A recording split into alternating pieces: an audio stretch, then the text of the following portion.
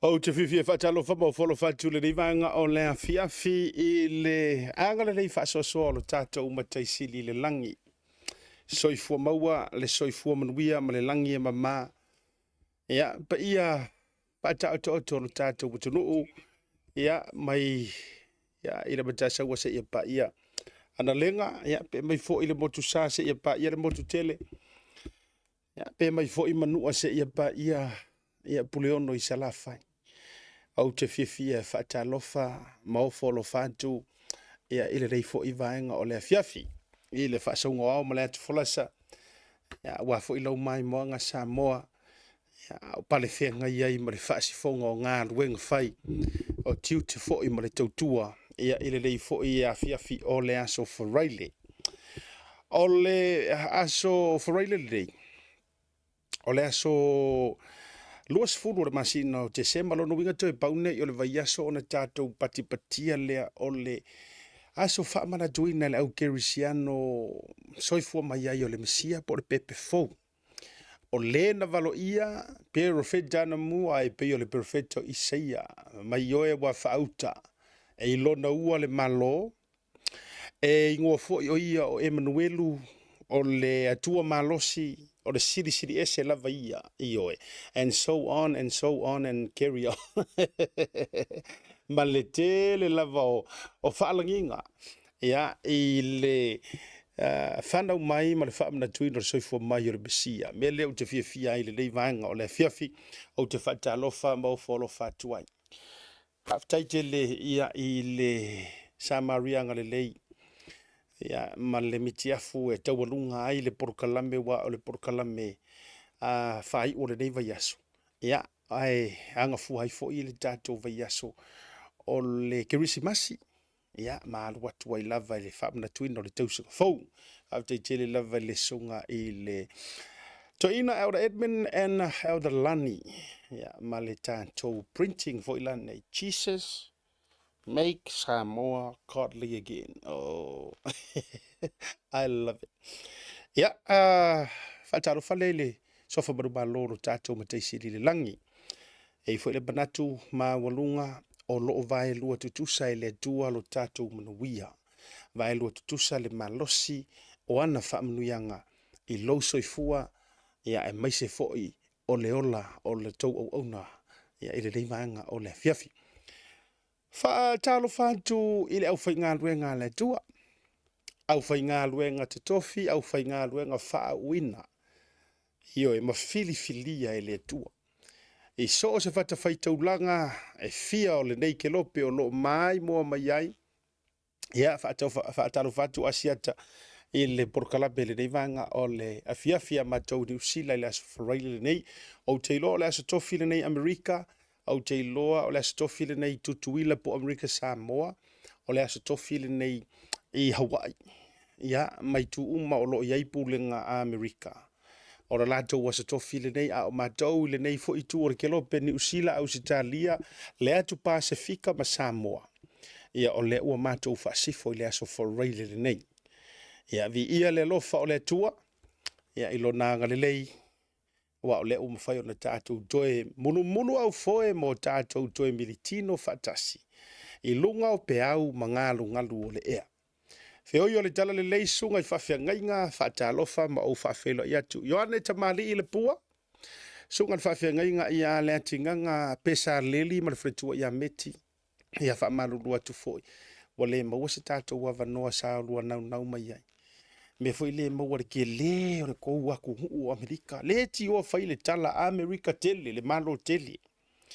E uma e le aso, e na o le tasi le appointment, ai uma lo waso le pisi o le traffic o California. O California ala do mai stete uma ia no ta fairward wa ia nei le last 3 weeks. O California le skeke a whaapea e se lo le taimi e te lungo o le awale tele. Oh, my good boy. Yeah, what came over for Imolena, so here manisio fufua. Awa se I maua la o le traffic a kama ia. po le a ole atu nu fo ole tele ia male ano ai ole mau freeways wal ta unga yo motorway freeway ole kolosi ele freeway lunga kolosi pe ola o kamalingi ho ile lea lifo ilalo pe o pe kiki se fulu ia freeway se fa ala lava solo e te off mai le freeway e off atu le freeway e off ele pe o tatou ni usila io wa ostali fo tele ele pe o tatou ni usila na e off ai to le freeway e kamiro ilalo ngiu io nga e off mai ai to freeway a fa e kere off mai o city po se taulanga pe o mako manukau ai ke off roi ku ai ngu fo ie e ana sa ni lo le te tamila lo tonga tongo ya be mengi e se angi usila la le popo o ye le angi ko ngangi ana te undole wingo la tala e ke o soro ikua e kami roi va o fale ma lumba fo ile le o no foanga fo ie le residential o California sole e ke off mai le freeway e oso ku le freeway e sa o ia fona ti ma na le oso fa vingi ya o le winga la utala o le mtua sa le ba fo ni o le soifuanga i America fataro fatu aila ya inai fa fenga o lo mai mo mai le ni vanga o le fiafi ya mai se fo ia sunga ile i to ina malolo manu malo ka lo fai ai longa o ko yengia o ko inga malolo mangu malo o fia ya kia ungika i le umi no fia rua i wa mato le fei roa i mana ia to ina e masani ai a o nei fo i to ina e fai o le malolo ai le fia malolo a talo fatu ia to ina ia Pastor Tony iyo i Portland Oregon iyo kasi le ko inga so le e wat malolo manu malo ai le fia malolo ya maleano no yo fa fia nga sa mato feilo i foi fa talo fatu i le suafa manu malo Yesu Keriso ya maleano no ya fa fe au i nei in usila ya le sunga i le sea sunga fa fenga ya le sea ya Paulo ma fatua fa talo fatu to ina foi e fio le fakasa ya me se foi na ya to ina fa fenga ya Filemoni to ikamala ya ma fatua e me se foi au mua to via yo Pastor Reverend Elama ya maleano no ai to tele sunga fa fenga to ina ya ma fala lima wal fatua nei na lady Otara. Yeah, and the list goes on and on and on. Yeah, ma so se fata faita ulanga fia fatalo fatu ya Pastor Leilua. Yeah, ma fatua inai Utah. Yeah, ngata fu ilea o sunga le o ya Talowena. Yeah, ma fatua ya mema. Yeah, Pastor Toiloa yo ma fatua. Yeah, fa solo tu lava le totelion au Epicopo io bishops fainaya ma faretua seniva fa maloatu mai na i Utah West Jordan and got to lea Bishop Rocky Hamilton ma faretua ya fa talo fantu asiata ya te oto uma and leano no yo bishop io ya o lo mafuta mai ya ile le foi vanga o le fia fa talo fa mo folo fatu Pristino Stake but to tele lava a fionga I patele ia I fa pe foi de matu vaenga se utoma fale nganga Father Michael Enderman fa talo fa turga tele le fionga aki Epicopo Mosese malo le soifua manuia la fionga ile aki Epicopo ia pole anga pia Samoa ia po le tato watu fo ia e mama fa fainga ga malo e ku usasa o fo ia ele Camilo o folo fatu la ia asiata ma fatalo fatu ile nevanga o le viavi ia fatalo fatu I wo pa anga mai io se uso ia Jerry io Jeremia Lafi ia po le uso ia fatialofa tama punefu le mafuta mai na I Oregon me se foi la sunga ia le atawa tua ma fatua ia male so ya tailua talo fa tailua ya male fa tu le vanga le fiafi ema lansen fa pe foi la ia Moago tutia Domenico io e le mafuta mai foi i le nei vaenga o le fiafi ia to telo tatou lungo le proclame le tau te iae fa talo fatu asiata mo folo fatu o le fai unga le nei mo tele le meta o le break up o le break up le fai esa o break up le utele o fatu le break up o e malo to lua au e te lua break up malo to lua i nei vai tau o le o te tala no atu o le mea o le break up a farfenga ruenga o sau o le tele yo invitation wa au mai o te awai atu ai break up o farfenga ruenga na isi o wo iyo meli mai fa mai asi ya mai ka ko break up o le matu farfenga ruenga fatu e to tele ni se to farfenga ruenga mai ia fiu rolo a fatu tele ni Samoa fa mai ia Samoa lo fatu o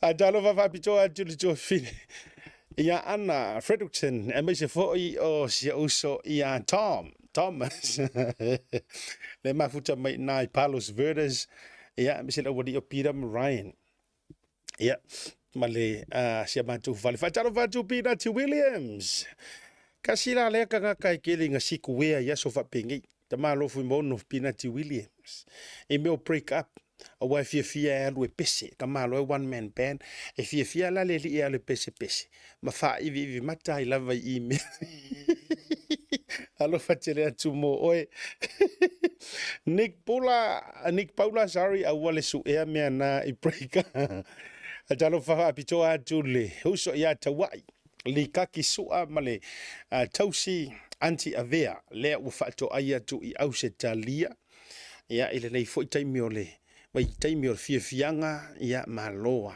io ua filemu antoa sa fa ukilani ma filemu antoa le pitonu o manrewa ina u e malanga tu I Australia adalo fatu baninoa mata utia fa so tolo a fo va ai io kenge o le hala taua malo le soi fu manuia alo fa deletu io ia e foi le mo stato feilo inga ia ile fai malanga tu ele a faina lea io e fai le lua sala ma ula swenki ia isi taimi fa te le lava lo fantu le fa tu e siangingi ia mamao le mena yai ana lifo lotu lava ma te feilo ai io ai la lafi pe o lua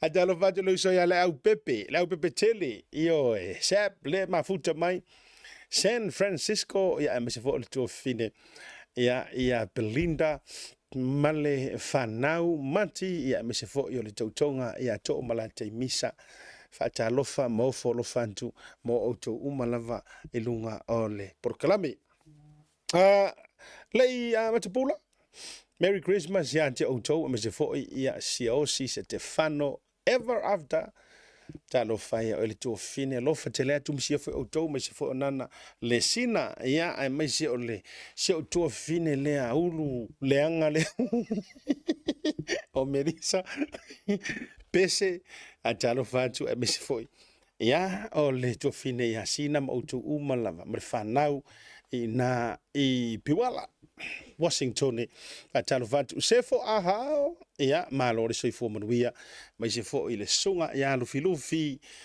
onwo Lutero Vili o fea le te ai o e Samoa ia po o me ea o le te nei nusila talo fa mo fo lo fatu tama pese ua ese lo fia le tama pese le nei malana mio e mua I lumalanga mio ai muli mai kua longa leo ua tutusa ai la le mana ia mana matango fio sai Frank Sola fatalo fatia ele tali ia me se fo yo au tau mafainga le nei vai tau ia a seki la producer langa la umalanga I Samoa ia la le sunga ia misa ale o se mai le fionga le li pule na te producing tato tota ia le fiafi ai no manatu se ta mai pese ki si masi le ala wadi ia o sai ama fo ile ko rua mo sunga sai ma naia I le pese ki si masi au kama ia langa le o vai atunga la ngengo mo le fionga li pule e au na te ua mo pe fa fo se ma tanto la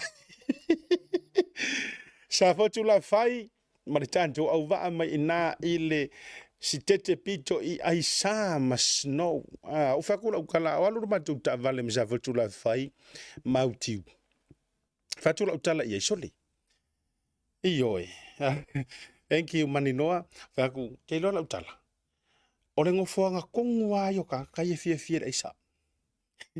Ia, na wan mo kala le tavali. Awa eke au kilo ilu mai aisa, au kafa aisa, anga vale aisa, tua aisa, lunga fale o ta vale aisa. Au vatula ia a sa vatula fai. Roman, a befo ia. O I kongwa ka kaunga mai e kanga kai fia aisa. E o mai e fa se e ai. Ia e fa e vai. Alu foi o kau makungu fa susu. Ya, talo fatuai. Ya, besar sunga ile tai fono ya to malantai ya le mafuta mai na I Alaska mai se sunga le I fai pi sinisi au le ia to fai ono. Io. Rob. Alo fatele anjo maritanjo au nanga le na ole cover pancakes. E te matua e tausami mai e uma au mana onga e le tai fiu le fle inga lea a talo fa mo folo fatu pira sua ya ma lor sai fo mruia ma to tele o tato lungo le porkala mel de vanga o le fiafi fa mruia tur krisimasi fa mruia tele krisimasi a e sauni te alui mene o break up o tula fono ne e tauna vatu yo toutangia tula fono ne o meta o break up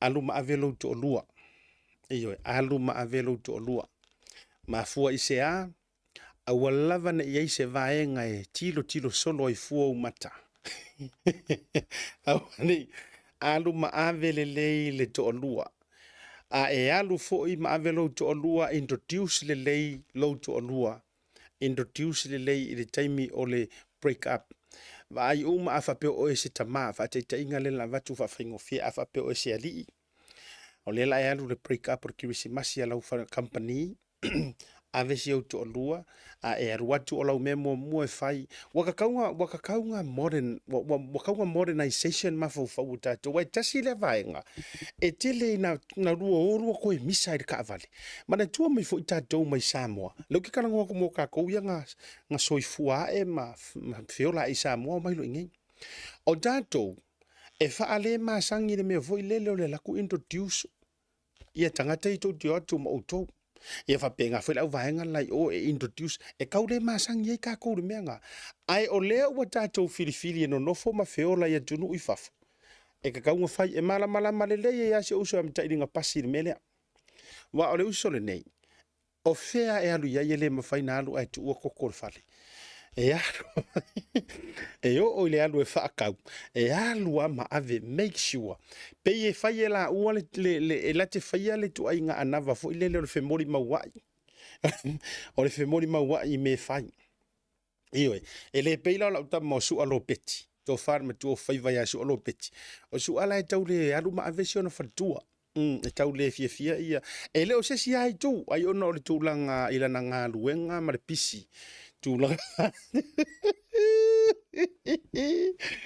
a o tu la fono menei se vanga na ai e te peyo e malau sene le so to lua peyo a o to ia faita to lua peyo Belinda ma o to ia e to te o le lei ave o to tai to lua introduce le lei to no farfenga wenga e te ruatu la fa te inga wa amata le break up na e ruatu ro lea u le limo lo to lua o e lea le tama fa inga wenga le fa fonga mai o le tamaloa o to ia a fio ma le wenga ia to te atu la u le yalo na lima lua sava vali fa tasi to tonu o le ufso sonyaku te mile ke lua entai ko kong o le me fa le break up awale o kuloa wa kurka vale ke ia le o kongir kir fa finge fa mai han lokal kaka vale a le la u haru se su enkango fu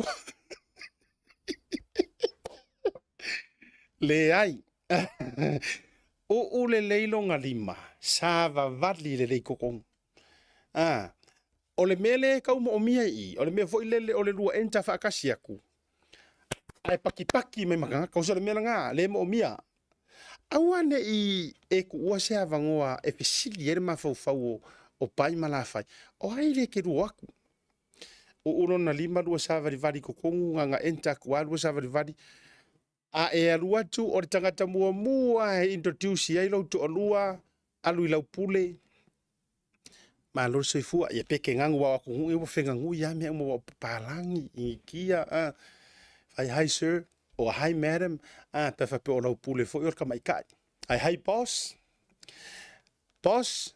I would like you to meet my boss Io, cos'è che è l'usciata a vedere boss? Boss, I would like you to meet my real boss. You are my part-time boss. You, que vai ya nganga fai. You, mai ngangun mero singa. Ngangun mero singa. If my you is my part-time boss.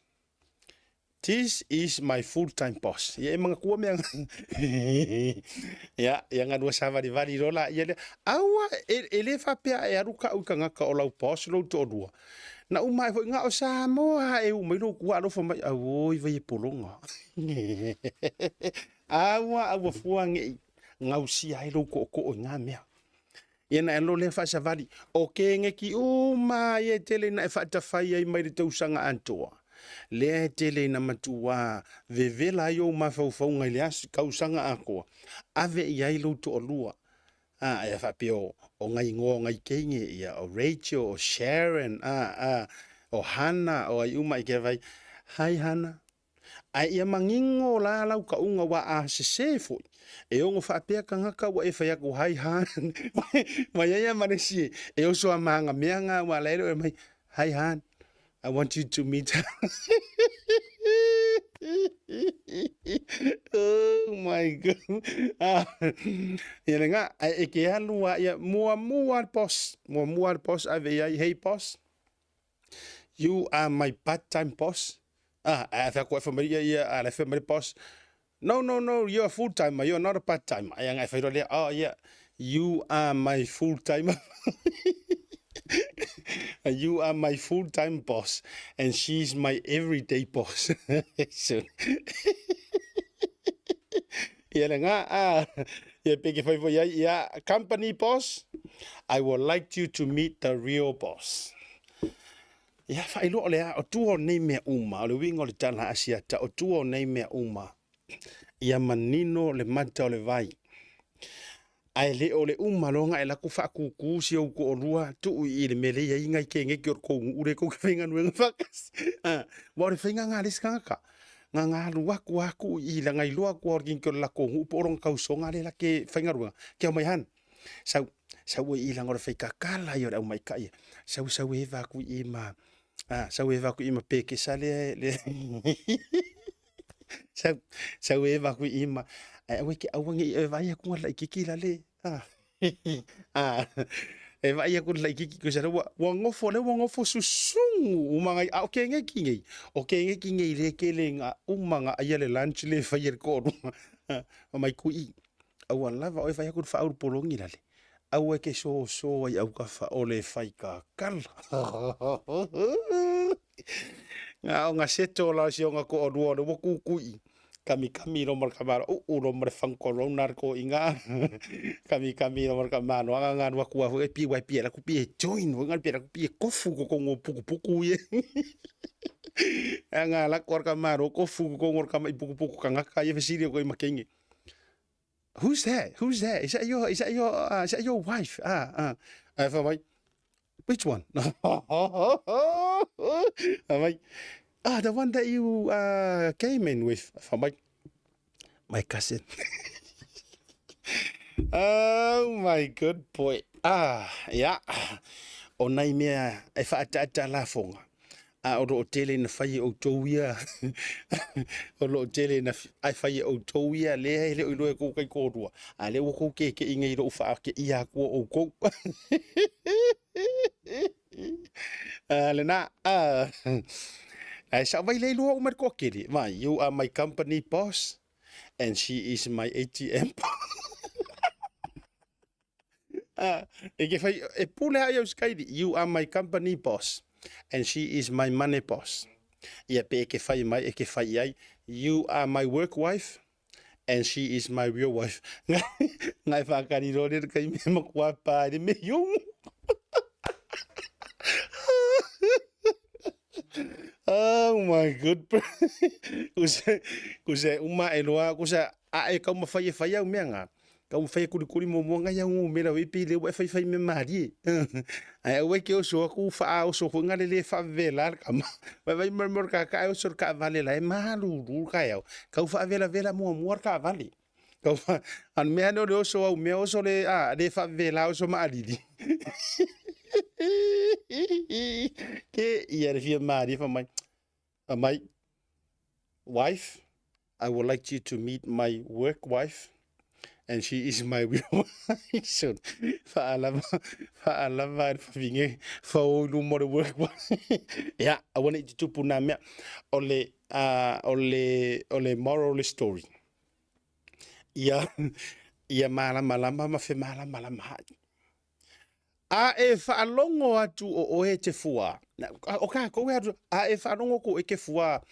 E so se kinkiki a karango i eilu ko orua, e oai ki onga ke ima ke nge ki onga a inga malonga ngu, e ke ngofo i ingi, e lua le leima ia, e le umar pāki e vai maua mu kuri di mai lo i ingi.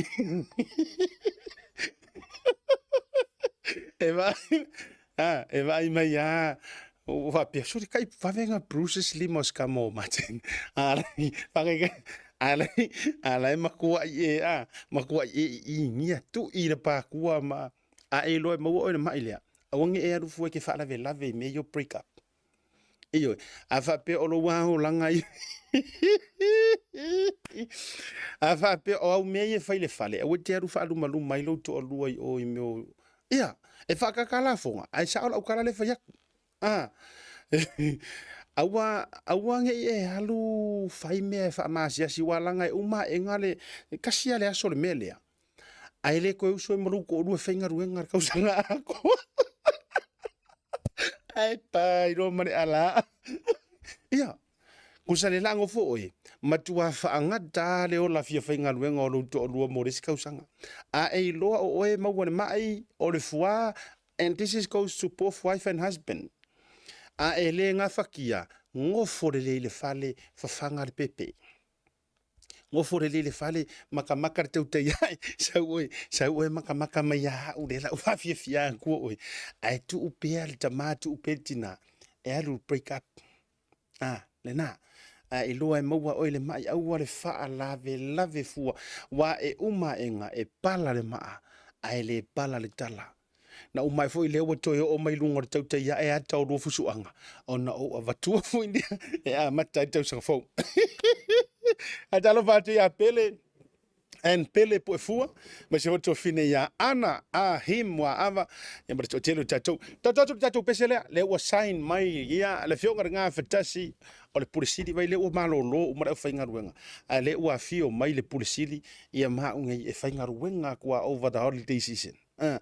Le la o seki mai o le vasai foi tatu atu malolonga ai si tatu o eva mo singa pese pe ungi relax more relax ka kungi ai foi tatu tala oto tau talie e uma foi uto italisto pese le dei mai a sai a Frank Sola ia ma le uso le la te dolua ia ma le pese o fa ingoina o le Holy Night. E tā wha apitoa atu, wha mruia tu e grisi masira matanga o tatu proklame, to e wha awa wailea pe a foi mai.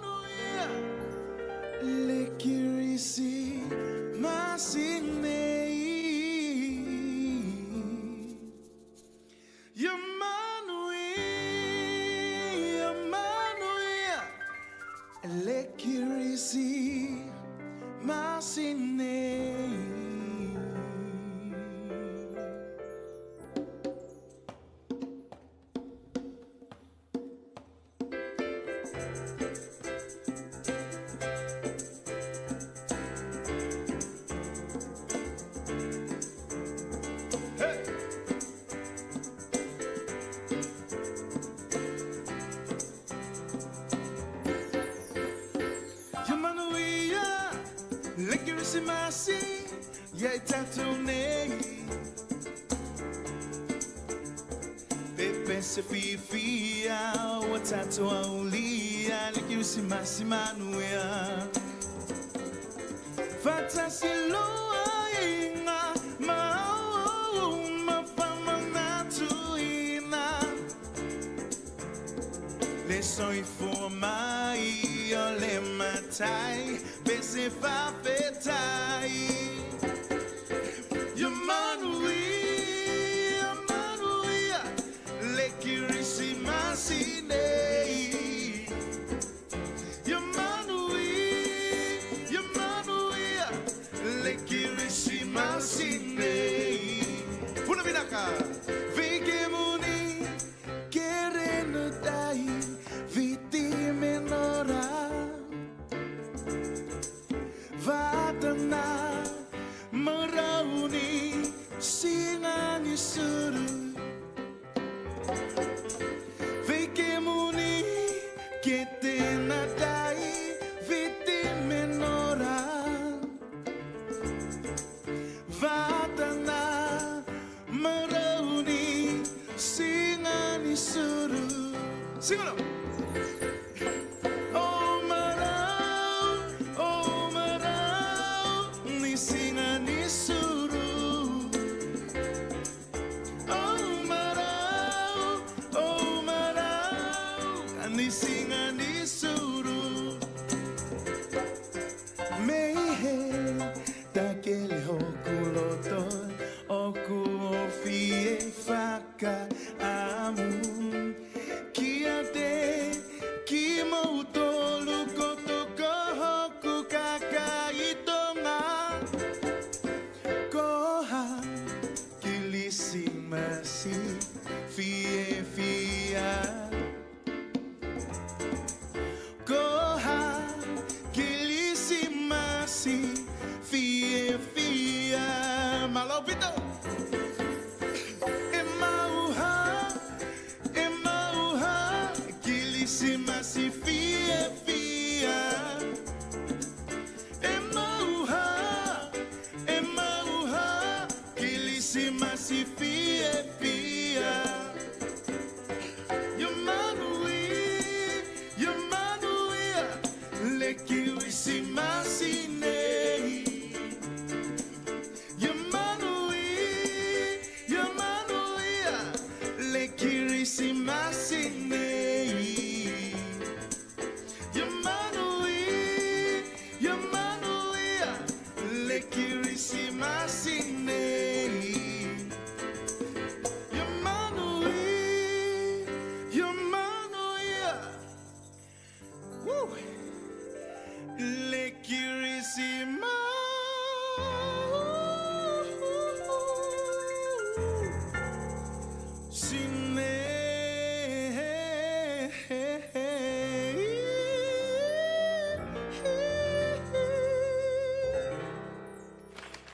Staring right at us, you just wanna hide. Never show your smile. Stand alone when you need someone. It's the hardest thing of all that you see. All the bad memories. Take your time and you'll find me. I see your mom. Seal Plumbing. Oh no, my hot water has run out. Stopped working. Smell gas. I'll see you soon. No job is too big or too small. We're here to help. Find your gas leak using top-of-the-line technology. Unblock drains using high-pressure systems or cameras. Gas fitting, water leaks. Replace, repair, job done. Seal Plumbing. My hot water cylinder exploded. There's no hot water. I'll see you soon. Mole tongi no pilio le mai moli pe tau tupe tupe iso se fare tupe mai si au nanga i Samoa. Olo ma faila fatu nei na ile au nanga ale easy pay. Asi mai loa yo tatu ofisa yo tara o tahu hu mal tau la fa tau i mangele pe vala au mai le o bar sa lau o tasi ono no mo se la lata hatu i ante oen. Pe vala ale tatu Pacific Easy mobile app pole direct transfer. Fa sa wai lo taimi ai mo se o tangata fo ile pensini. Ia manuia telekrisi masi ma le tau sang fo i nga umo Samoa. Ma le pulenga ma la fainga renga Pacific Easy o la pa anga mo tupe fa mo moli. Le ua Joe se fulu ma le tonu minuto tana le tu la lima i le tau tua wha wa lau Blue Wave TV e mai se program o le tau te iai. Se whaka mātua o fio le sunga le li pese sa ia Frank Sola. Ia e talavou tama lea ia mana ia i o whatunga. Ia me se foi la hau foi la pese merko inga pese wha aku.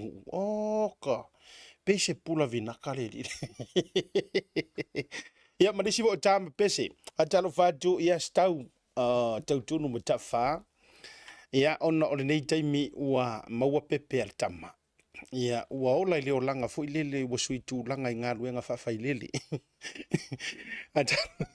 Atalo fatu ai au musika. Atalo fatu ai au musika. Tama mātutua o le musika. Ia malaisa ilisanga misi lukisua Felice Mikaele. Ane seko fale moe. Puni ala vaa sunga whawhengai nga malwharetua. Ia, mai se fo i le tia maa. Ia, maa tūlua. Ne whauula.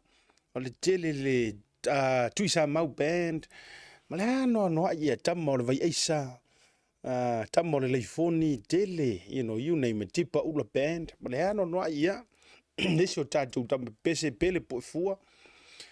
Fa solo mai lava ia i le to telefo i la to pese to ala e teru ma le fanau o leo nga kili tele nano fa ia tu le fa tau fo yo nei tamali o le tunu awalanga ola ofisili la le ala fa ia kungi o koe maua sau keingi pese i ngai vai kai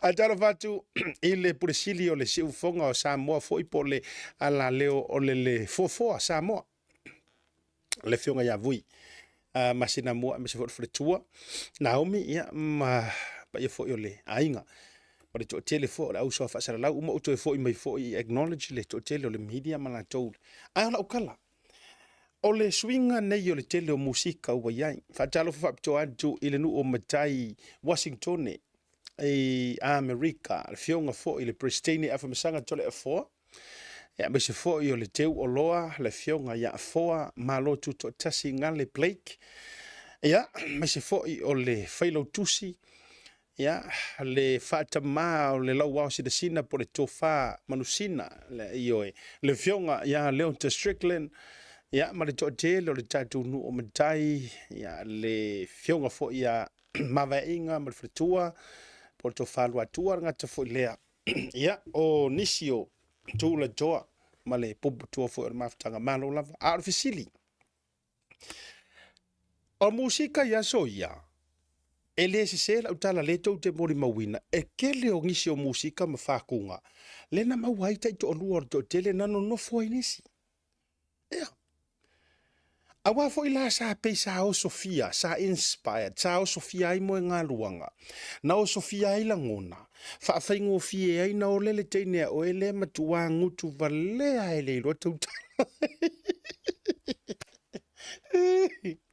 e sa'o i le ave taxi nga umaga piki o le pasese le kamaloa kami mai uka i kuaga i mako kifa i lalo le aualalau papa me vaile pia la kufufulu i tavale kukua le ngava i mere kenge u kilokilo le kenge faapea toli peia i se mele anga le li la kau faia kukua marka maharo seki marka seki kai mo ripingi ka seki foi ele ingi siti seki au merko inga o omiro ko kongu mane me le i levanga ka vidi ka seki e punga nga mai e asoa e pe alela alengi alengi fa kali ke ngi fo ma ila fa ko apiki mai mo ko ku ar fa ile le vantu le la fa ko amanga vas ke ngi ana kamale nang piki avi taxi e asoa e sun a ole fa ngu ele o karangore ri de ke ngi a ole pinga mai ka war ke ngi po ame e fa yanga e keru re ufa nga lalo ma ele akala kamo pinati wili lalo mar ngofor ka avaler ko inga kadianga fa pe ngofor ka avale ala sa forki kadianga mar kamaro fa pe ngai marima a ufa tu atu ile rofa o mer karar ke fo ma Mai. Sorry. Ona le me wo fai mai. Aro ngolongo nga wo le ku oi.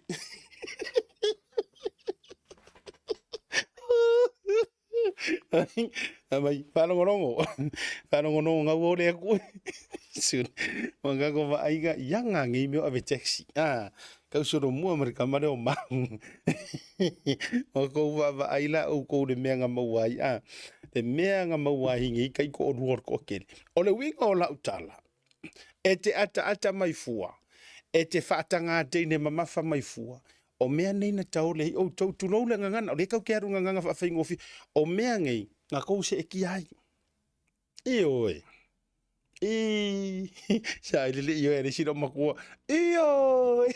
Ia. Po o lea lo musu ile si kama. Ngā o ngā palasi au le wosi ko kongu ka. Le lo famoni na o mana o iai. Ke ia le wakango aku Ke ia le wakango kusinga o e pepe lima.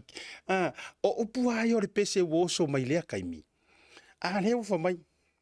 E sa o Amai. E sa o E sa o. Alo fea kur keingi. Ia lea, sao lea fa mai.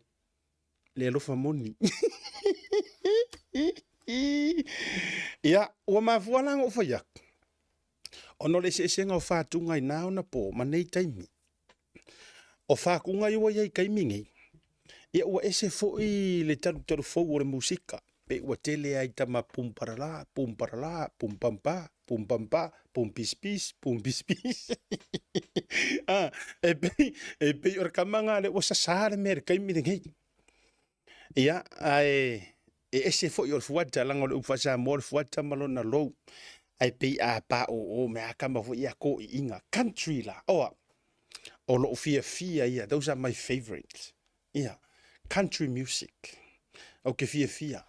Nanga fo o ke sau mai kua. Nanga fo o ke sau mai sisifo. Ke sau mai ngu mamau.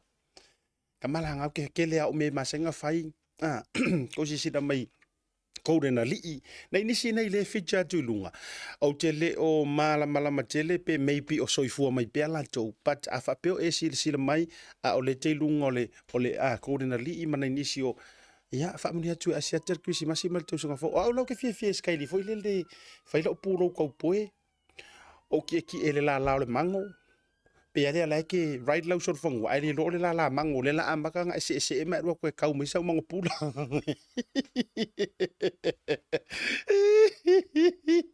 Ele nga. A talo fatu le au fatu pese le sa lio tuanai. Iyo fatalo fatu lo fionga pese ta le sa lio tuanai famni atu Christmasi man tau sanga fo. Su amisiru ki su atonu manave. Iyo Fatalo fatu and so on. Te upa uia te au nisi to tele lava. Ia male au pepese la le nei vai tau. Au pepese le wa iai wa pe ona faiatu wa mo watu le si fuata.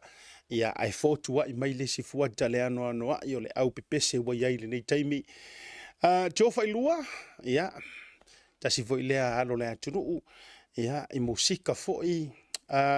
Male au fa ili le nei taimi fatalo fatu le mapu tinga. Wayne, yeah, male au faili, fantastic band, matalo fatu foi, yeah, te autou, au faili le ala upele ea, o la vanga le, por pese le, yeah, le Sam's music, you know, and the list goes on. To tele lava ila jou, lega te foi le, o le tina matua ya vai tupu, to fai ono leva sa. Ele foi pese nga kusi ngei tamali I le atunu. Iyo.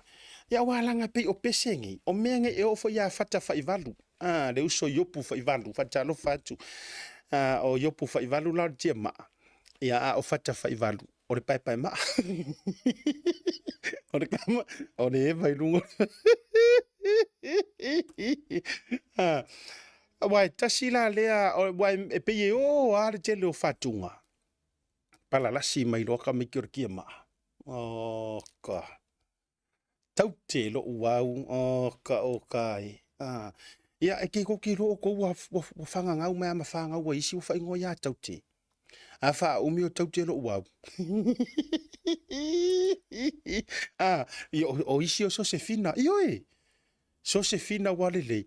Le angonga urgiki nga mako a onga mai Josefina. Tau te ma Josefina. Ele tia maalea. Talo fatu sunga whawhia ngainga ia vili yeru. Ia embese foi o fafo mfale. Ia embese foi o panga malia yopu whaivalu. Tama pese la lea. Ia afa jo upu pese. Sa tele na. Ia o nei ona po. O le alana na reina vatula ofisiri. O toe maua sau teine le nei taimi po maua sau tama le nei taimi i le musika waiai. Po o le mele waiai tatou le taimi le nei wana o pei o tu unga mamilinga me ua whai. O wawa ia ko isi va isi ka mai kia sau I pese va ve sau kai mingi. So le pi o ku unga so ro fo pi o hai jambo I. Tumburum burum bum bum tumburum burum a ole o vai. E le tau majole a tele le me le vai masui ma le tuli tinga. Ya the one and only Buniala va. Ya ma le tele le musika. Niso ila dou fatunga fo ise uso fo ia tala paunga. Iyo tala paunga fiu tala paunga po le a taua fiu tala le paunga tasi fo ilea tama pese tu langa la musika pese la ngar ko inga soli le fili soli le fili e sele mana ya manisi peyo le tabaita ia rapena kari tasi lea tabaita pese mauto tasi asu wow leo fo yorka malo ai o le tangata pie sa vali mai malona leo pise tama I pepe la ito tonu le leo le tui. Ia le na unique fo ile leo lea ali pese. Ia ma le to te le lava o le au whaifatunga lo tatou watunuu tama pese. Ia se ia o mai la le tanu tolu fo ia le nifoloa se uso Bishop Poro Paritonga. Ia ma le fritua mai mo le tolo whaanga. Paunga tai longo I pule. Yeah, and so on. Piano tu o kele au fa wo musika. To tele.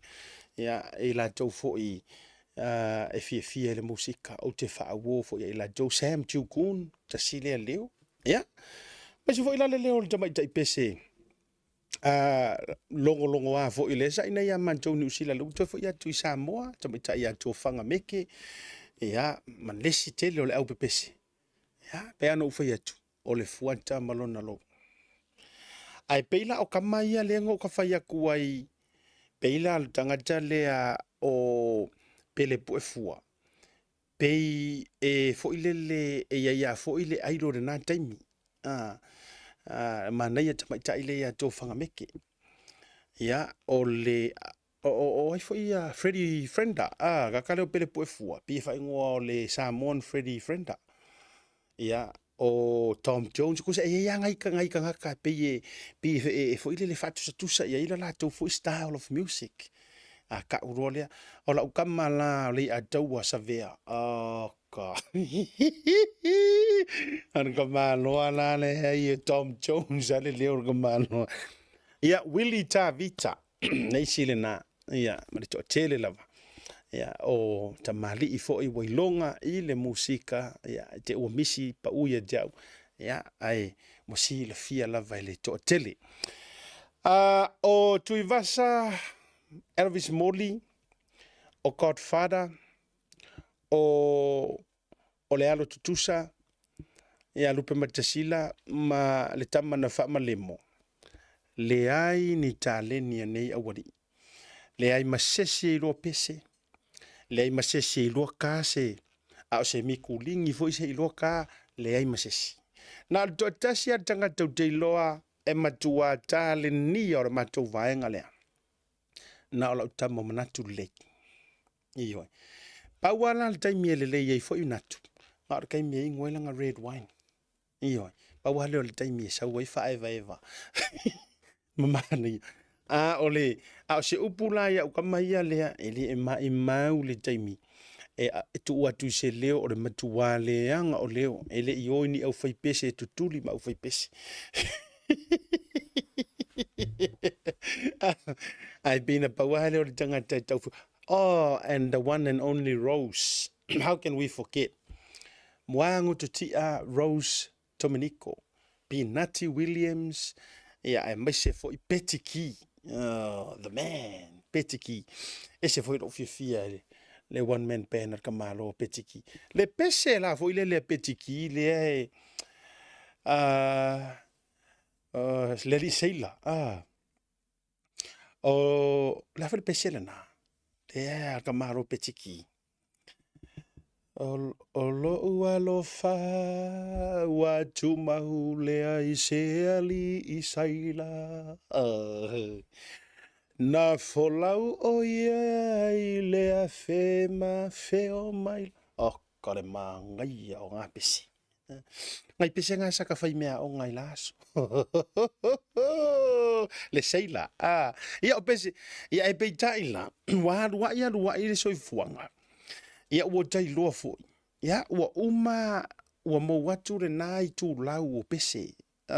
Na fia ai whaasare mausau. Ia ua ka fia la. O la io tamai tai la uta vale o tama voi lele.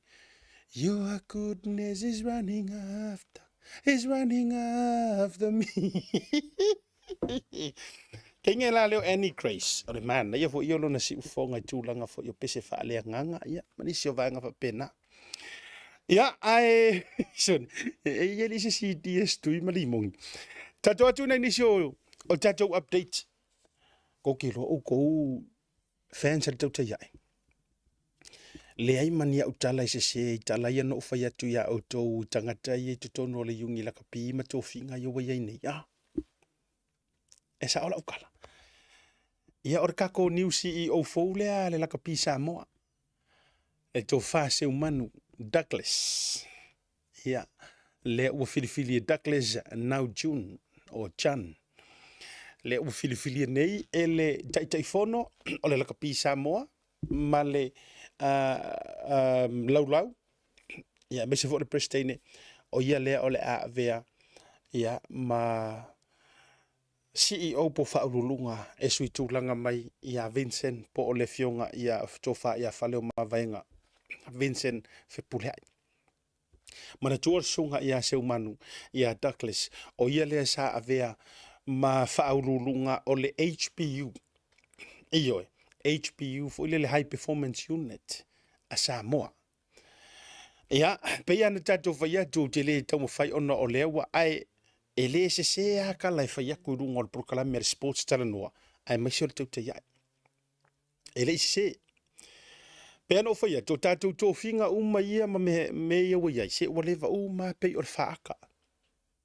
Pei o le whaaka wa waka uma runga I. Tō langa la iai. E mafua le manatu. Ona e tate iloa uma nei tangata. Tō lau fo I le whaafonga maua le atu no uma tūlanga uma. A o lea ua mei mai le HPU, me I mai le CEO, ai to avalu tangata sa apalai le avanoa. Ai to avalu tangata, mai le to fitu. O tangata o malava ya yo lako backgrounds I tūlanga o whaailonga, ma tūlanga fo I na ausia I le lakapi. Le ua tō sirisila du tō whinga mai ale New Zealand Rugby Union. Lea, sisila tūlaya tatou Samoa. This is our new board members. Ia, ele new ngarika, whiororo agai kangakanga e new. O le prestene o lo fatu mawina lava le lakapi leo ta sami leo ta. La o toi filifili a vea ma prestene o le lakapi I Samoa. O le isi board member le ua iai nei, ia, o le tofa autanga vaia aso, elected Savai Sub-Union Representative Director, so le board. O le isi o le tina po o le tomaitai ia Sifuiva, Malaia Lawano, elected Women's Representative Director, sui tamaitai. Ia, il tono le board. O le si tātou tōwhinga fau, o le sunga I le li loia. Papali I John Taimalelangi, le ua filifilia vea ma legal appointed director. Po o ia o se fau tua, faa le tū la fono. Ia, I to tonu o le lakapi Samoa. Male whaurulunga fau po le new CEO. Ala whau pea le si vanga. O le vanga la lea ua oi tua pe ua umamai. Mamai amai outgoing board members. Ia, o le sunga le li loia fai malo matumua.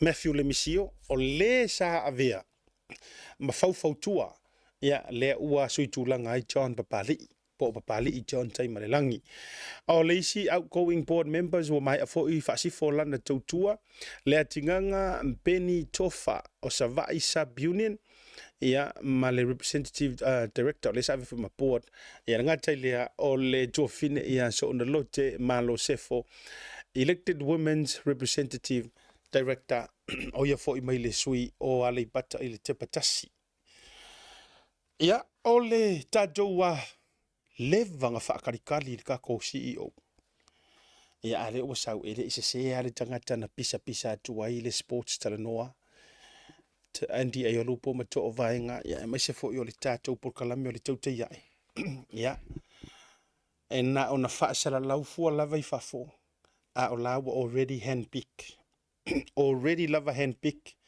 le CEO taula muai le tai fono ia tuila epa sa ilele malia le ngaoi matua is strongly recommend le to ina le au mai o le tamalea le fo isai o le HPU mana tua mai fo o le tamalea tulawa langor kako por kala mele milia o le pe afa pe o ngai tangata tonu fo le na sau no ia root of moors ngaru mana root of moors e rua tu la moe lona officer la moe rua tu na le moe me la fai le la o mai ala nga moe i a le la ama ye fa moe i CEO o ngore karanga le la ye tato ia longo winga o le yungi la kapi e sa mo le la ia o le a kai ma fa ka rudu le au moe yes o le la fa rudu ka ko le au moe mai ku le pai ai o le kai fongo e sira mai moe mai ngai ai o le kai fongo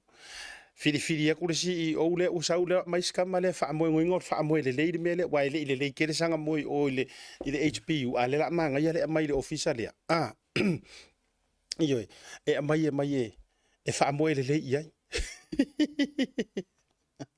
nena o le mela na le la tupu e tu langa o le tatou tu lo wa le fa beta te fai atu to tele di si vaenga o le mafuanga foi le la to alia ai lava ma to alia ai lava le tele o le alualu i luma ele se era o kala le o ke pisa kuai ma o te fai atu pea o te ele tau fia mai le ngongo kia fo ingi masanginga le fa so asiata tu lo wa tato wa va tangata ice ko mai au se fai la por se fai atu le fa so mo tato walanga ele i se uma mea na o tala no atu ai ma fa so atu ai po kala mele nei ma sports tala no maya ya mahonu iswauka maya ia Brian Lee Mamuli ang tele Brian Lee Mamar fa ya on fo le o sawi i le tato new CEO o mea o maya nga mua fa ilo aku ai le ikukupu a le o kukupu le o kai ka ko le au momoe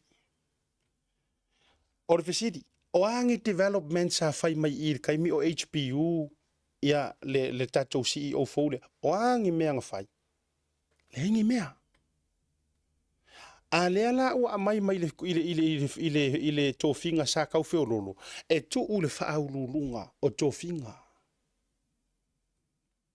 ya o le aka ko kiru fo ile kausanga fo ile matua mai mau le taimi ia ile tūlanga o le aia ile tātou le tau mawhainga le tātou la kapi Samoa o le mānei ia o tamaitai ma la tau mawhainga mānei ia le anga le o malo si tele ia se lima o le tātou la kapi Samoa ma le yungi la kapi Samoa le filia tūlava la he telea ia le malo si anga o ila tau o loo filina le manusina male ai o le kai mi lava foi e iai a koa le au o mea ma le lima malo si o le yungi la kapi e Samoa o le taimi foi le nā tātou te le to e fia mata tuloua awa foi la aku uke ngeki le leila aku ukanga kasao ai o le akapiki mai a inga wo mae masangi ai o te whaiatu la pēa la utala lea o le whaaka amiro sanga o mea i whaaka amiro mai kukongo le yungi rakpi. O le whaaka amiro sanga e whaaporokiki o ngawhai.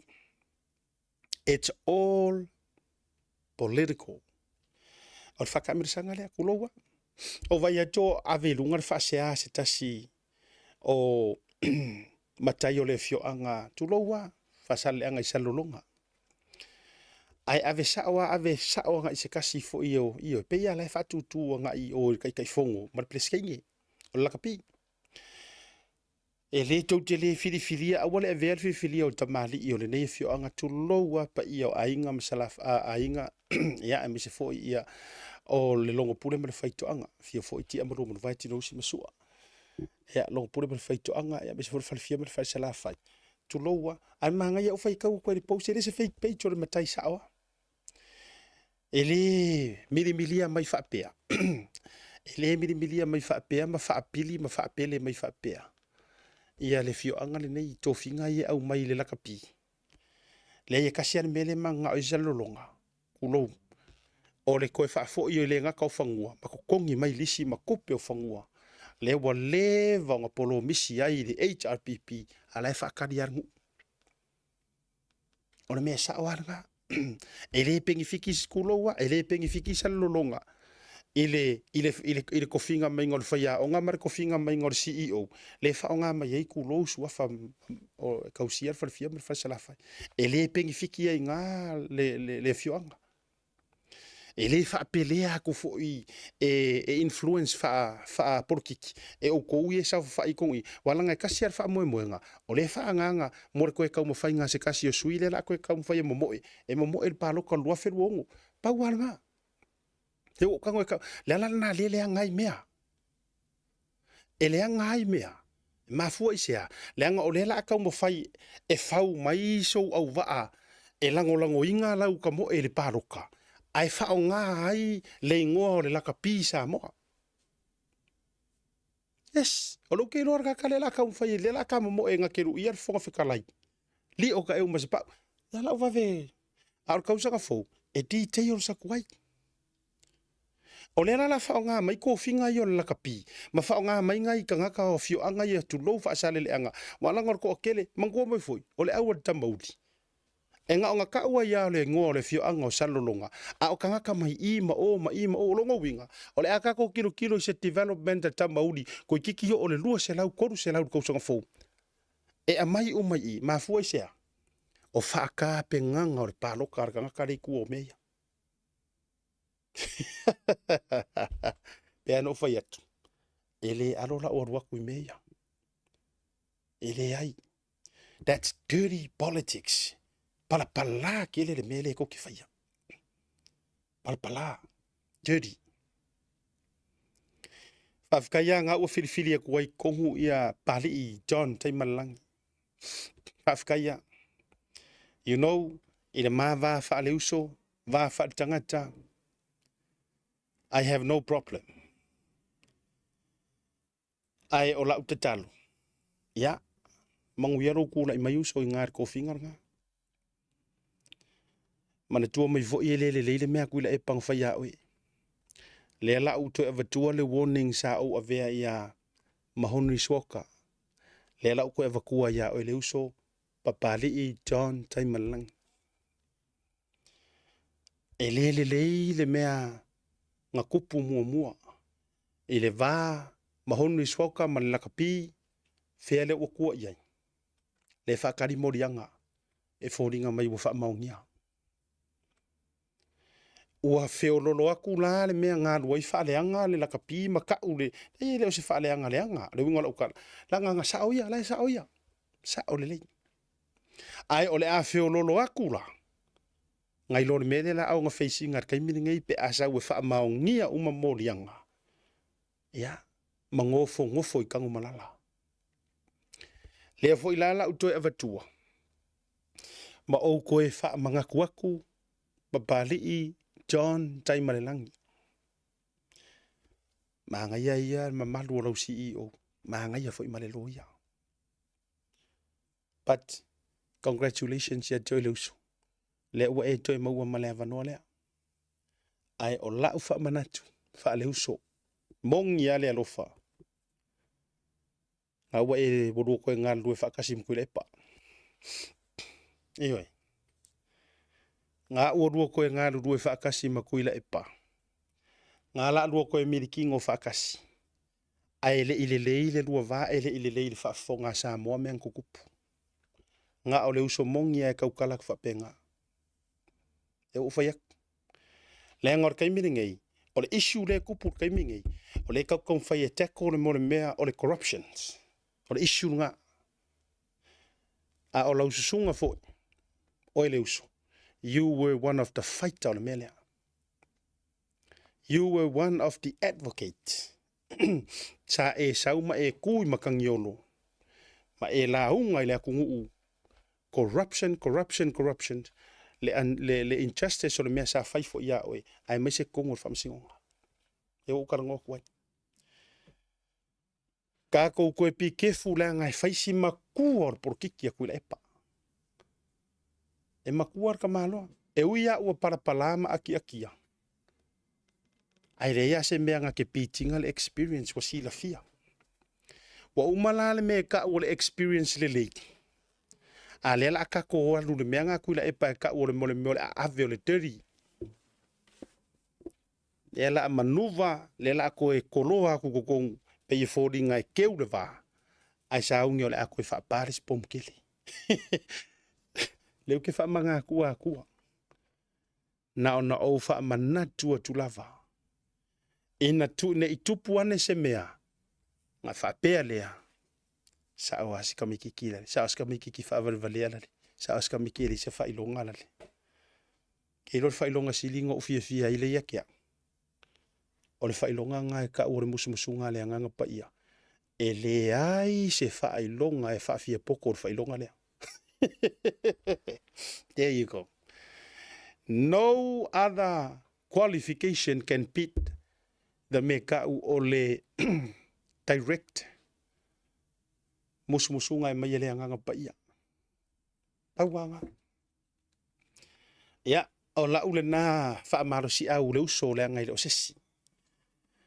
E loa le uso mongi e whaiakua peki ngā ai kaukara sa o kua. Lea ngai mamawhare koko i role vai. Ngā onga ou kaukau le mau, ma ou tu la au. A whaifoi la e se ei lau wha soa ia. Ma lu le vai. Koe whaifoi mai a asiata. A o la ulea tu o lalo pali, ia, congratulations tu wha malo atu. E loa le iar kanga mga evakua inga. I know. Kere fia kaua koronga ingoa. Because he's a good friend of yours. Ai lea au ke whaiak. Nobody e mwhainga ave e sea kuila e pa male chairman. Leo oka ua kuar kati. E le mawhai e ai, e le mawhai e pai, e le mawhai e pelesi keinge ngai ai, e le mawhai e lo ia ngai ai, e le nobody. I know that. Ko koru ka ngaka o le poa dua uka na ngoa iai. Ko koru fo i ka ngaka i e kusa umala kou kati. E le ai sesi e mawhai ngā ave e sea kuila epa. E o yungi la kapia sa moa uma. Wa uma ngei mea mau ke kapisa kuai. I lea yungi, ma lea yungi o.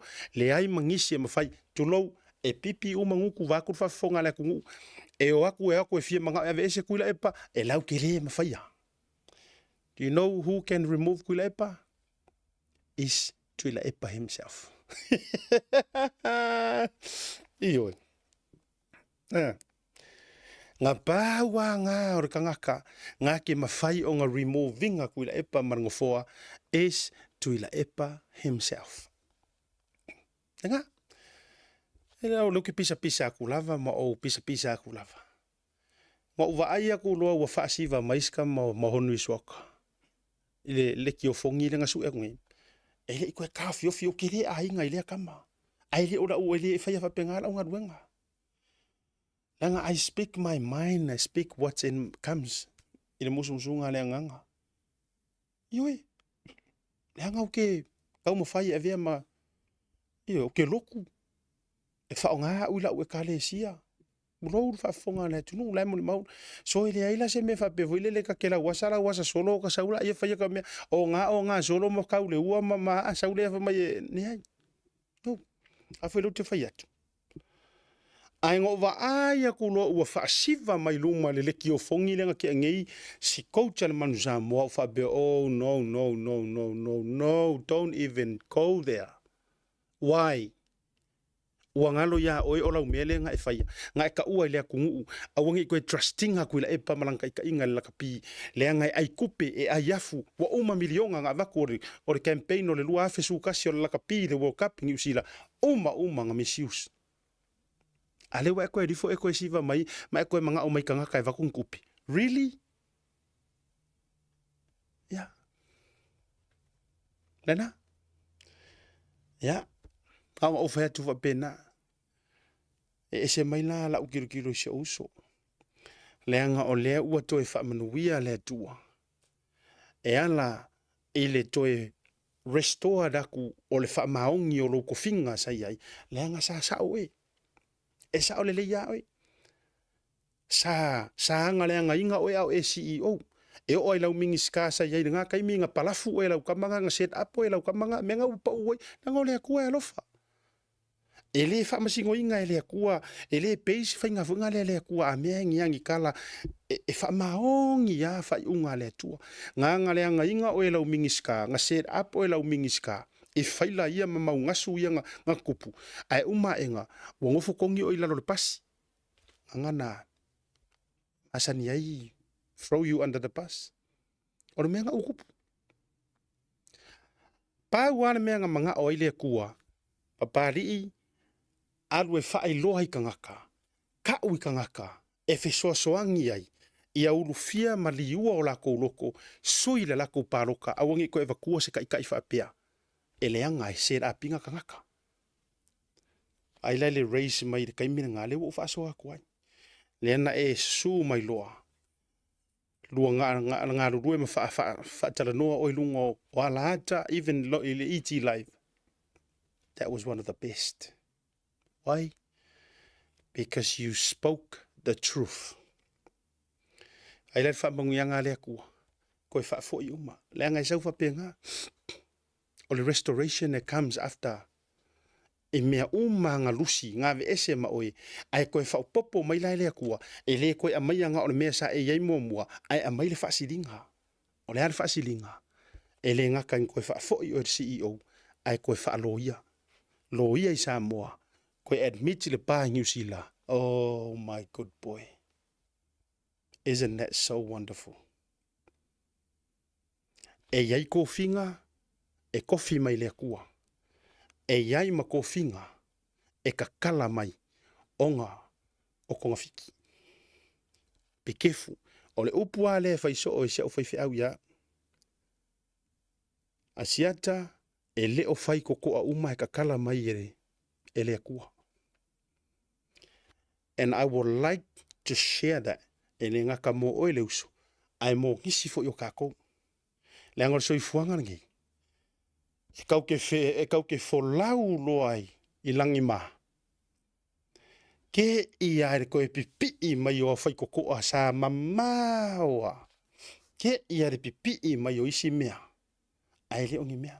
E le ongi mea mai lunga. O mea e mai au kafa ma mai lalo. So, o te le fai atu o se situ. A o lau fa aso atu sa o mo o ele uso. Ya, ngai ngāre ko whā. Ngai ngāre susunga na inga sa mali atoa. Tu longa po koa mpo wis. No sunga pali. O ngai ngā. But as of now, congratulations. Ile vea yo oi. Maliko le advisor. Ale laka pi Samoa. Ai vai inga wai koe laka. Ngala adua koe. Kausa sami whakasi. Ia, mare tangata. Lena matua. Tu vai lua. E wha maasiasi ma wha arumaina oe le lalolangi atoa. E alai louto finga sai ai. Tatotu maralonga, wha wau pokalami. Pea mai atatu whasalung wha business nei. Simply gift your loved ones. Digicel top-up of $20 or more, or send money through any of our money transfer partners to MyCash. And you get a chance to win one of 3 major prizes. Enjoy the gift of instant connection this Christmas. Terms and conditions apply.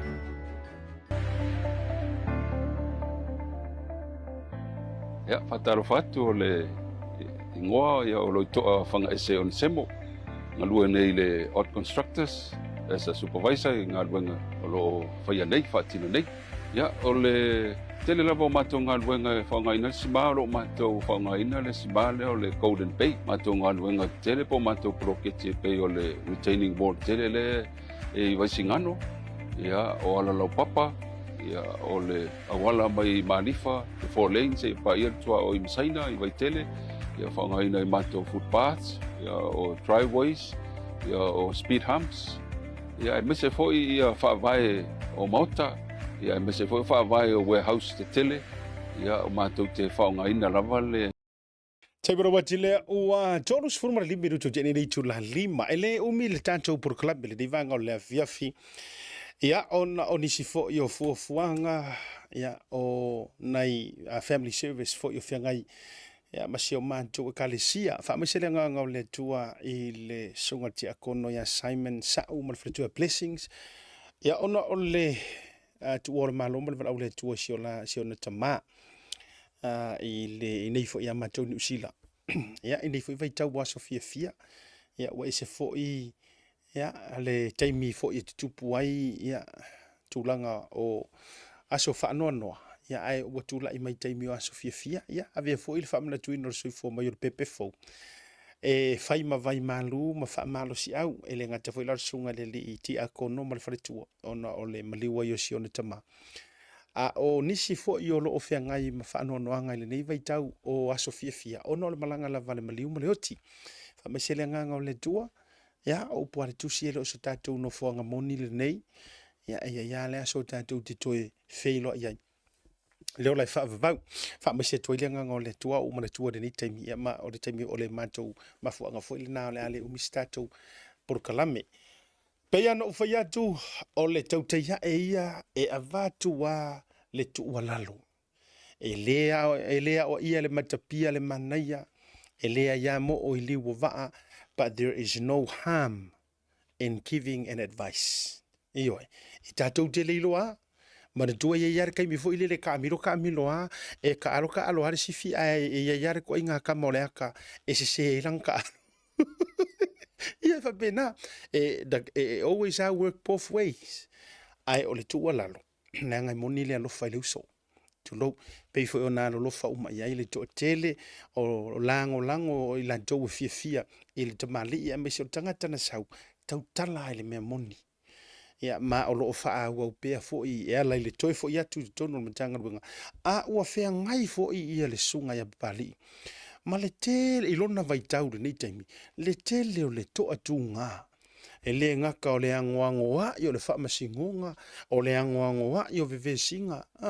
ia e le nama le laina le fa le va fo i o lo fe ngai ia fio anga i lua tu lo fenga ma le au va ia tu na imsal i moa pe fa pe o afia i mana nei fio anga ia i ngei vai kau lono winga e mo o mia fo i le tu la i mai o stangata e toa le loto ma stangata e ngalue ia in such a time o lo o fe me ai ma le tele o ngā luenga tau whaatino kau whaasa o sao o mea pi o mea uma whapena ia o le tūlanga le nā lei hai ia ai whaafitai fo i le fo i tamali ia ilona ono sai ma le toa fo ilona loto ia uti loa lai malama le leise uso ile fautua le wa vatu e be alert e sa oranga kala just to be alert ma be careful be mindful yeah and look out and look over and look yeah ele vai ngore de fiafi o leisi vai nga fa taua i ia wa utatu tala no ni la pisa mo o le mo mianga o lo ia o le for fa fitau li ia te ula vai ma o la fight and I will always stand by my words mo le fa soa mo miero eso la por kiki o le au por kiki le fa le con o ese whether it's HRPP whether it's fast o ese kua kurua anga wala ku John Pali avatu to tonu I am not utele masani tele na inisi ana uva ku ya ukanga vaia ne sui mai savai whoever o tu sa wa na inisi le unge kanga karka ku ku ele unge kanga ka Le ano ai o le au. Na iai stand to malatai sa moa. Na iai potu le avasa. Ngaru male mana Root of Moors. Muri anga tele Brian Lee Ma. And so on and so. O ko kele. E mere kau kele ku wai le avanoa nei na tangata. Ioi. Na fo e iai ia George la tu le tangata nei de tutonu na. A wa level fo ina. Ioi. Ia le winga na la tala. Ai la sanga sau fa ia lava nei tangata porokiki. Ia wa ka ngela ukre di sora o la porokiki le kong. Ola le ko akeli. Ko ila epa lea anga samileoka a leoka io namula ulu samileota fale o mavaenga tiki tafua. Mavai. Ko alima le lei porokiki ko kong. E tu sa fo ia tea. Pe fa pe mai ia la ngol por kiki ala nga wale vanga ile la kasia kale ai o le ku i o le kingo nga e miri kingo nga e la ka alo le mausamo a ku fa kasila me nga lua o lo to mai mar kai o lo kingo nga i lo le yar kinga nga i lo le mo le me o le aku le ai nga i lo le mo le umi nga sa fa i va le malanga nga i lo le yar mo le ai yo so ai nga le se me nga mo kai mio e la ngona le yer ka nga kar nga la wara ku kong o le ala nga ruenga nga fai o le ala nga ruenga o e pe ala ku lo fai ya la ku lo la ye su engi au ai wala su e plan ma wala e kele ai se kupe mawala la kapi. Se ko kongi ai kama ka alo inga ia awange i o la ko e ui le mea sa o ko ui mai ai i le makiva ma le le kango lima. Ioi. O le mea nga sa iai. Sa i fo i o ahinga o kausonga kama vori longo a Samoa. E ka uroa le vori e Samoa o le ngō mua e li fo runga kausili le apai. Ioi. O la aso le maku ainga i lauri. A waku ngei i ale au o Samoa e pikir kama e ave ioi. O aso ngei. Wa tau leo atu au te tele fo i e aku ke kele ai e langi au se kālia. O kau leo aku ngi vodi kei mea kako. A o aso la. Sa kau fau aku le paka. Skoki langi ai e langi. Amerika au se talia. Nau atu e ta alo i Samoa. Au waila e ai piki mai e mako uso lea. Kamo kau siti. Awari i o mō leli, ku loo la ko sofa makai aru ka ua kua i ngoa e loa ai, au fili ngā Samoa sei, o pika, o pālangi o pika, o vaa, o lima aunga, o kele ia, malu. O ngei, ako ngei la ia vaa pōko i ngā aso, marko o kele ngā whaiare au Samoa, e ako ngei e ako e ave. E pese mikanga yo mako loko o na wa ave Australia le tua au Samoa ngo ye la oi Hawaii oi fea ma ko si fia oko e uma enga isi kai e pe ye ngi kanga le sa man kanga fala maka ia me nga ko kongi ai ia se o ka ko wa ko le kango rima nga vai ka o soifuanga ai nga fai fia. O le winga la le nga whakula ukala. A koe o akula le wali i ko kongu i ka alonga e to e lote ta alonga e lau ke mala malama le lei. E le nga ka ia la koure ko mai e kou chai au. Ai koe mala malama i le langonga. O le ale langonga. O ke le manga o i kamikinge uma e ko kongi mo meo kanga le sa ma meo pusa e lengi pusa wahu e peo le mea nga fai la aso. A mo se lau ka la ka o ka pe wa fio mai Yesu. O le ala le mea mako ke faia. O le mea mako ke faia. O le a mako sa ili aku i paanga ka ngaka fu nga mako ka alo i ngava i kaimi. Mako ngu ura ua kuku mai i makangi olo. Maua mai ngai fund. E o mai se ifiso soange ko kongi e ka mikia. Mai vai. Ia armele i kako. Ia o ai ole afso songi mai pe fa peka ke vai aku ole au port o mai le ka alo ka pi.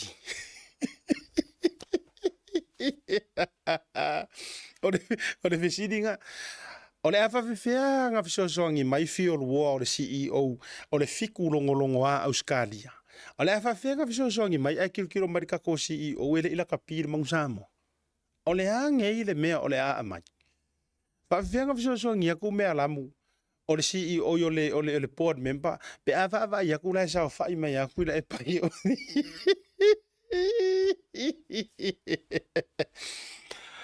O nisi o whai ngai si o tātou o tunu o tau ripo tia mai le loro vaia. Au tātou whaasi fōtou por club ni vanga le fiafi.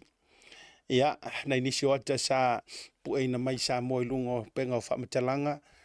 Ia, ua amata fo i ona to e vifo wa momi ka mai fio wa i le taulanga. Ia, na ona wha amana tua tu pa i oro tātou o tunu a mai se lava i tātou o lo tawha watu i Samoa. Tautua nama o tautulanga o le siama, tu lou, ia, matulanga i ono a fia e soifua. Ioe, ne whae liputia mai lungo le Pepala Observer. Ia, tūlanga o le loro vai ai o le talawhatai o pia. Ona o le tūlanga lava o timunga o loo pa u wa vasolo ai. Ia, tautua nālu saunga le mu. Ua mahasang ia ka mai ki Samoa ia. Ia Samoa malato whainga. Ia he au ai ne iso ona alu tele tātou ia malanga tia tunu i fafo. I te ua meane wa uma e ruatu ma se wha mai ma tautia. Ia ua papala atoa yo vai vantu le whaafonga mai ana tunu. O niso tātou tala ripotia mai ia le vea i o le tavan le sa whaafoina le sa o le fionga i le sui fonga fitala i o le mota. Lua so taruai le ripoti lea. Ia, ilumane ia pia ilumatonu lava pe o le whamajo. Ilumane whamajo, te lupo po pia po vaitele. Le tupu ai le whaalawelave lea, ia, o le tala fia o lo saunga le mupea, ia, le soifua o le fionga le soifua fitalai. Ia, mai ni siaki ma tūlanga fo i o lona soifua ina ua atu ina antu le whare mai. O lo o whaanga solo lava so e ngā ali malo le malo, ia, i le reporti mai o le tūlanga i le afia, ma le lavea o le javale, po o le a se mafuanga, ia ua afuai ona tifa itua maleala tele. Te talo foi e le o afia ai lona soifua i tūlanga o ngonga. O lo o whaalia lava manantu popole o le tōtele o nisi o le fionga o le auwa. Ia ona o tūlanga o lo o whiangai mai lantou le wālava ma le fionga o whianga. Ia a o iai i vaitau o a Sofia fia. O le tatalo asiata ai le ifa ma eina li tātou purkalame le neivanga o le fiafi o lanta fo i le tāo le ono. Tatalo atu le tō whā ale pa ia o fioanga e lua. Ma ua ia le tō whā wha le tua. Ia e taritali ai manu au wā. Ia wha masinonga matulanga le tau tonga le lei. Se o ke wha mawalunga la wā uia. O le tali lava o nei mea uma o lo o ta oto ia te outou le tō whā. Tō whā la inga sa ngau i whale ai, tō whā la inga sa tuala, a o se whautautanga ia tui sa mau, ma se whautautanga ia sa muri anga. Ioi. Ua mai au na sa ili atu i whaamasinonga, sa ili whaamasinonga whanua masuafa, sa ili whaamasinonga mawalunga, ia manisi o whaamasinonga lava Samoa, ia a whaia ua salauta tonu tai a fai fo le mo se tonu yuta matai ia opu taufa le tu ia ana ia a mai matai va matai ia matua le tu puna lo la le winga o le tala ia maua lava o le tofa lava pa yo ainga se e pale le ai le tofa manino ma le tofa to e lave ai fo ile alofa e lave le ava ia o le fautuanga le na au tātou wanga tua ia Sofia fia. Ia, tō whaale tua, maua le file mu, ia, pa ia o fio anga foi. Ia, au tātou walo atu du whaamana tuina o le whanau mai ma le soifua mai o le mesia. Tau lunga le prokalame le rivanga o le a fiafi whaamalo atu. Whaafetai tele wo, ma paanga e utele iafe mai i tau lunga e whaafetaia. Ia tātou sponsors, e mamoli atu lau whaamalo ma lau whaafetai tele, wo ma paanga mamai.